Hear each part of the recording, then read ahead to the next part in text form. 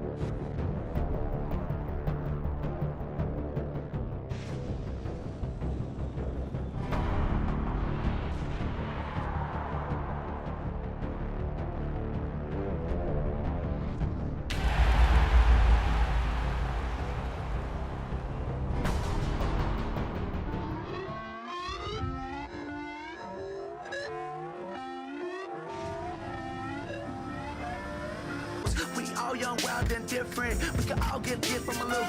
I know you're terrified about what the future lies, but there's no compromising. It's my way or the highway. We all just slave the lust, hard building, breaking trust. Don't get wild when we come out, like don't get loud when the come out. That's instant. Keep up with your friends, thing. Tell they bougie, go wait in line with them lame. Talking real rap, tell them break your neck, go and bust a rhyme. Going down, pass it around. Hey.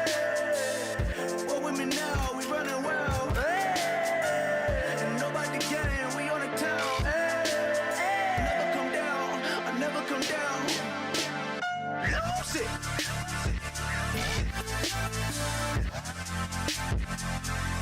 I'm Mike. Lose it.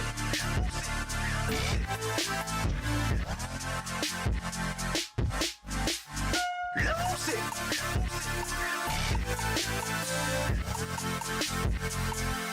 I might lose it.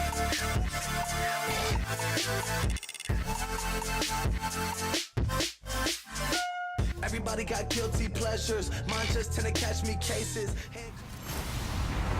Hello, everybody. I'm Larry Ridley, and this is Madden 17 on EA Sports.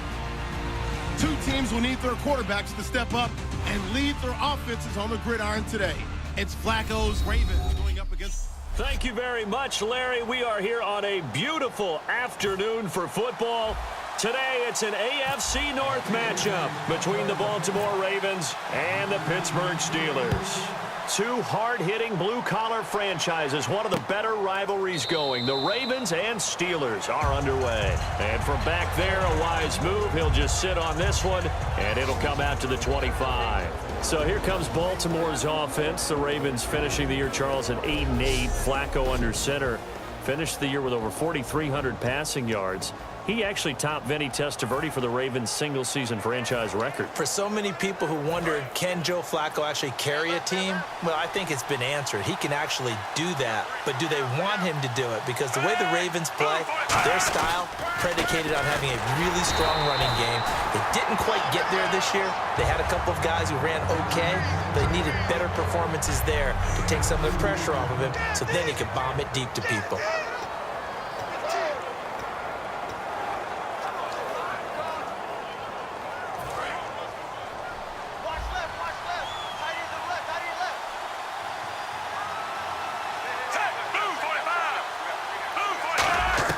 Second down, Flacco now. And he's just going to get rid of this thing. To no one here, he throws it away, and now it's third. And the starting defensive unit here for Pittsburgh. Cameron Hayward is a defensive lineman, but many of us, especially guys of my vintage, remember his father, Craig Ironhead Hayward, who was a running back. I think Cameron decided he'd rather hit people than be hit. Fake to Allen. Here's Flacco. Nowhere to escape, and he goes down. Lawrence Timmons. He's the one that gets him down. It'll be a loss of 5, and it'll bring up fourth down. So on fourth down, here's Sam Cook to punt it away. Back deep for the Steelers, Antonio Brown.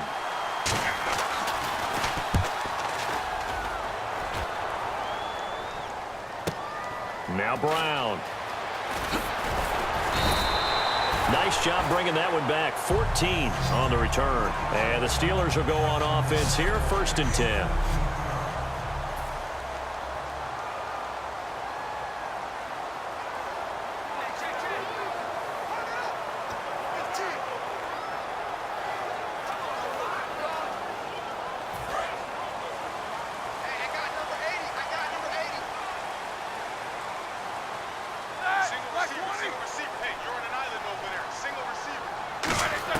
On 1st down, it's Roethlisberger. Looking for Green, and it's intercepted. Picked off by the safety, Matt Elam. And his crew will take over with a football at the 35-yard line. Brandon, this is a veteran quarterback back there. He should know better than to make a throw like this. This is definitely not his best ball, and I think he knew this was trouble the second it was leaving his hand. They look to throw on 1st and 10 with Flacco. He hits his target, left side, Watson. A gain of 32 that time. As we continue to advance in the NFL, as people continue to scout players, they really don't care as much about body types as they care about those guys who can make people miss, run through tackles, and gain all that additional run after catch. Anybody who has that ability, they want them on their team. A loss of a full 3 yards, and now it's 2nd down. And, Charles, I know Ryan Shazier, who made that tackle, a youngster you like a lot. I love him, and I liked him a bunch coming out of Ohio State because the more this game leans towards speed and less on bulk, that's where Ryan Shazier excels because of his ability to run down plays. If anything goes away from him, he'll chase it. A lot of the time, he can run with tight ends, running backs downfield, and pass coverage.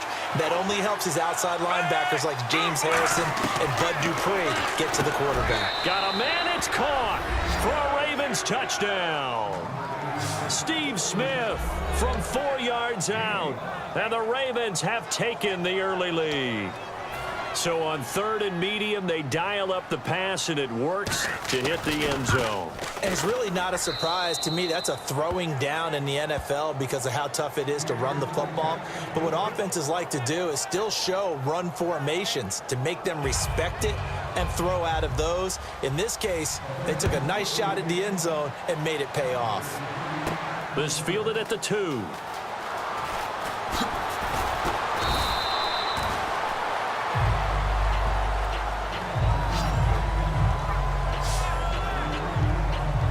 The Steelers offense now, they get ready to head back on the field. And last time, 1-play interception. So this offense, they should be fresh. That's a good way of putting it. And I can't wait to see what they decide to do with play calling, because a 1-play drive where you throw an interception, a lot of people think the very next time out, run the football, don't give them a chance. Maybe play action? I think maybe you go play action, show your quarterback, get a little confidence in him, and let him fling another one. And almost intercepted. It would have been his 2nd pick of the game. Instead, it'll be 2nd down. Offense still needing 10 yards. 2nd down. Hey, you're on an island over there. You're on an island. Here we go. White 80. Watch 7. Watch 7. Watch 7.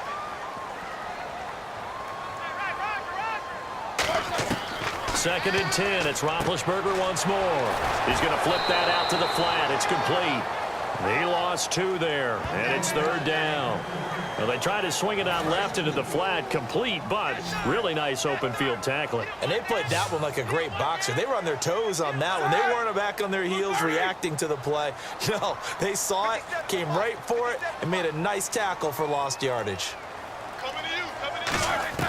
On 3rd down, Roethlisberger. This is caught by Antonio Brown. And he's brought down, but following a pretty juke move that gives him the 1st down.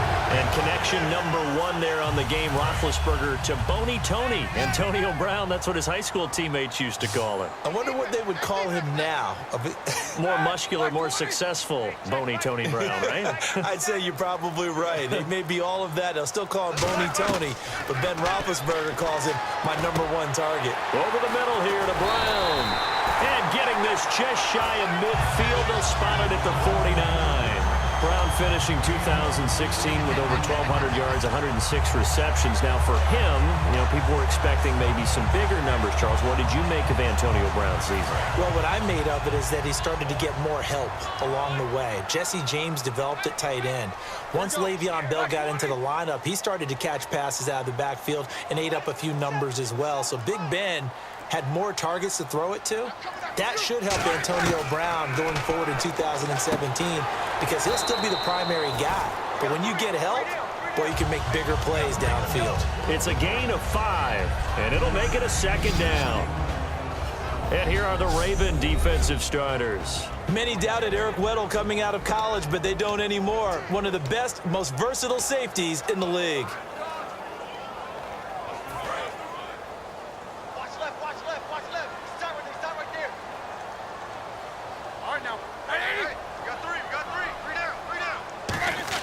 To throw again is Roethlisberger. And he fires one incomplete. He was trying to find Ladarius Green there as tight end. And it's 3rd and 5.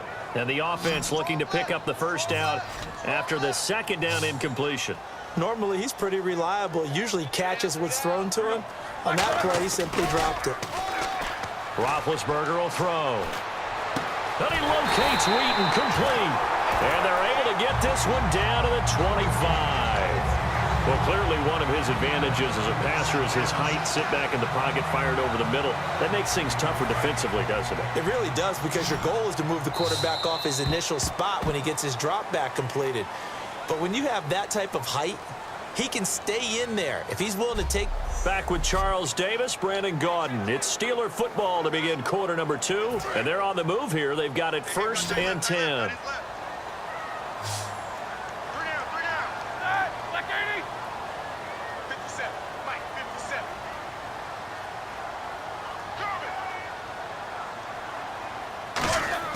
They go play action here on 1st down.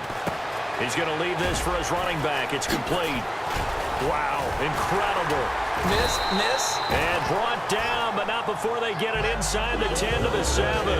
We can talk all we want about football being a game of strength and brawn. It's also a game of mismatches, and they're trying to create one there, getting it to their back out of the backfield to make a bigger play. As we often say, get it to him in space, let him use his leg. Yeah, if he can get a matchup against a linebacker or maybe a defensive end dropping out in a zone blitz, he's going to win that battle just about every time.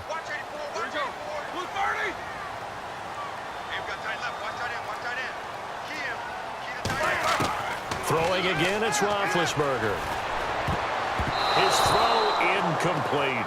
Darius Hayward-Bay, the intended receiver. And that'll bring up 2nd down. All defenders get tired of hearing about their lack of hands and why they're playing defense instead of offense. But in this situation, it was the hands that made the play. Batting the ball away on an attempted touchdown pass. Excellent job. Way to knock it down. And he's in. Touchdown, Steelers. Le'Veon Bell, a 6-yard touchdown run. And the